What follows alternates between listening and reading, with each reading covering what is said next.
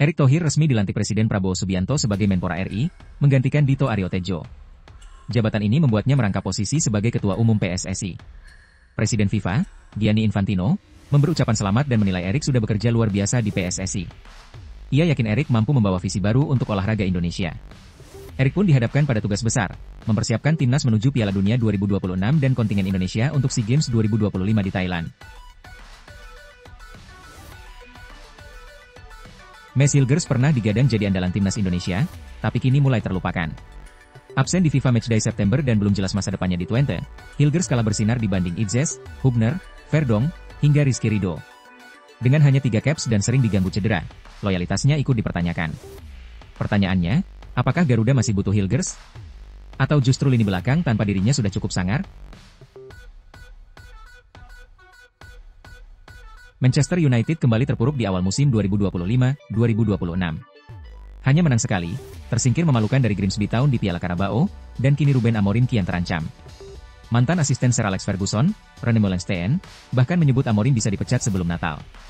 Nama Michael Carrick disebut kandidat terkuat pengganti. Ex-kapten United itu dinilai paham budaya klub, punya koneksi internal, serta pengalaman singkat di Old Trafford dan Middlesbrough. Situasi makin genting jelang laga berat kontra Chelsea, yang bisa jadi penentu nasib Amorim. Chelsea kembali melirik talenta muda Barcelona. Setelah gagal merekrut Fermin Lopez karena harga 90 juta euro, kini The Blues mengincar Marc Bernal. Gelandang 18 tahun itu baru comeback dari cedera ACL dan langsung mencatat assist kontra Valencia. Meski demikian, Barcelona menegaskan Bernal tak dijual. Klub bahkan menyiapkan kontrak baru hingga 2029 dan memastikan ia masuk proyek jangka panjang Hansi Flick.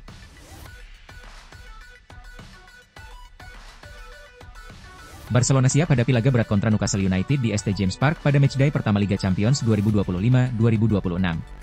Sorotan tertuju pada Bruno Guimaraes, gelandang yang dulu sempat masuk radar Blaugrana, namun gagal direkrut karena bandrol 100 juta euro.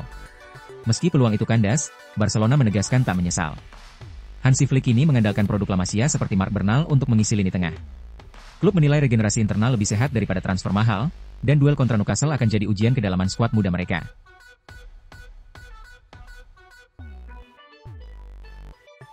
Awal musim 2025-2026 berjalan sulit bagi Dani Olmo. Gelandang Barcelona itu baru sekali jadi starter dan kalah bersaing dengan Fermin Lopez. Situasi ini langsung dimanfaatkan PSG yang siap mengajukan tawaran pada Januari mendatang. Luis Enrique, yang pernah bekerja sama dengan Olmo di timnas Spanyol, disebut sangat ingin reuni. Barcelona membuka peluang melepas sang gelandang bila ada tawaran minimal 70 juta euro. Transfer ini diyakini bisa mengurangi tekanan finansial klub sekaligus memberi PSG tambahan amunisi di lini tengah. Jose Mourinho dikabarkan segera kembali ke Portugal untuk melatih Benfica setelah Bruno Lage dipecat. Kekalahan dari Karabah di Liga Champions memaksa manajemen bergerak cepat, dan Mourinho langsung jadi kandidat utama. Jika resmi, ini akan jadi kepulangan pertama Mourinho sejak meninggalkan Porto pada 2004. Namun, ia juga harus tunduk pada aturan unik Liga Portugal. Setiap pelatih wajib memakai ban lengan bertuliskan treinador. Dan kata treinador sendiri berarti pelatih dalam bahasa Portugis.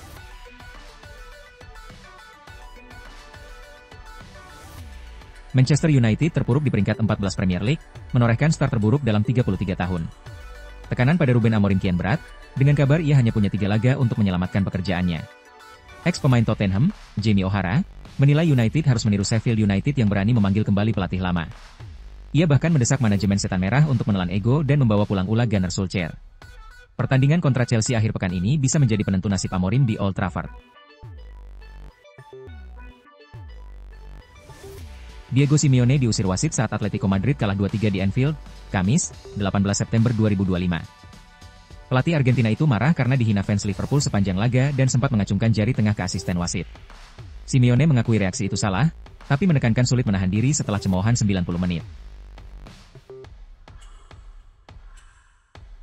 Liverpool kembali tunjukkan mental juara. Di Anfield Kamis, 18 September 2025, The Reds menang 3-2 atas Atletico Madrid lewat gol Virgil van Dijk di menit ke-92. 2 gol cepat Andy Robertson dan Mohamed Salah sempat memberi keunggulan 2-0, namun Atletico membalas lewat Marcos Llorente. Ini menjadi kemenangan dramatis kelima Liverpool musim ini lewat gol-gol di menit akhir. Bayern Munich melanjutkan dominasi atas klub-klub London. Di Allianz Arena, Kamis, 18 September 2025, Di Rotten menang 3-1 atas Chelsea. Gol lone goal Trevoh Chalobah dan 2 gol Harry Kane memastikan kemenangan Bayern, sementara Cole Palmer hanya bisa membalas 1 gol. Bayern kini tak terkalahkan dalam 10 laga terakhir melawan tim-tim London di Eropa sejak 2015. PSG tampil garang di Liga Champions. Atalanta tak berkutik di Parc des Princes, kalah 0-4. Marquinhos, Kvaratskhelia, Nuno Mendes, dan Ramos jadi pencetak gol, sementara Lucas Chevalier tampil sigap menjaga clean sheet.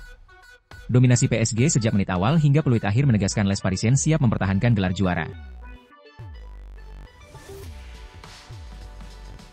Manchester United makin panas usai dihajar 0-3 oleh Manchester City.